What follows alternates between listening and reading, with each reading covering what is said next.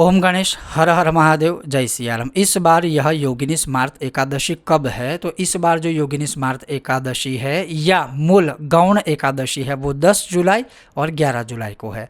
अगर आप स्मार्त परंपरा में अर्थात वैष्णव या कुछ संप्रदाय या कुछ पथ है जो स्मार्त एकादशी का व्रत करते हैं उन लोगों को 10 जुलाई को यह व्रत करना चाहिए और जो पारण है वह 11 जुलाई को दोपहर के 1:50 से लेकर के 4:36 के बीच पारण खुलना है। अगर आप उस परंपरा में 10 जुलाई को एकादशी का व्रत करोगे तो अगर आप गौण एकादशी भागवत एकादशी का व्रत 11 जुलाई को करते हो तो उसका जो पारण है 12 जुलाई को प्रातः काल 5:32 से लेकर के 8:18 के बीच छोड़ना यह व्रत रहेगा, पारण करना रहेगा।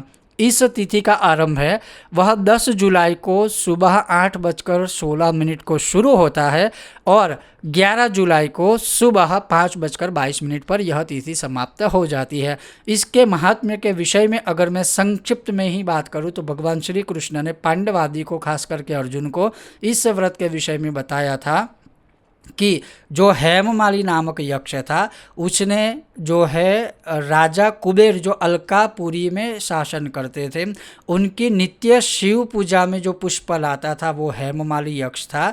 मानसरोवर से वह पुष्प लाने के बाद उसकी पत्नी के साथ वह कामातुर हो जाता है और सुबह से लेकर दोपहर का समय व्यतीत हो जाता है, फिर भी वह समयसर पुष्प नहीं पहुंचाता है। फिर राजा क्रोधित होकर उसको श्राप देता है। उस श्राप की वजह से वह यक्ष विद्या में से वह जो है क्षय हो जाता है, पृथ्वी पर आ जाता है, मृत्युलोक में रहता है, कोढ़ी बन जाता है, वह बहुत प्रकार के कष्टों को भुगतता है। फिर मार्कंडेय ऋषि के पास आश्रम में जाता है।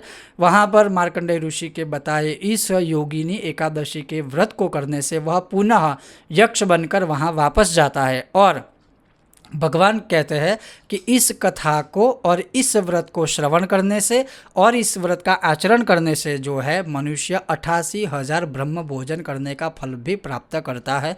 जो इस बार यह एकादशी 10 और 11 जुलाई को है, गौण एकादशी 11 जुलाई को है। ओम गणेश हर हर महादेव जय सियाराम।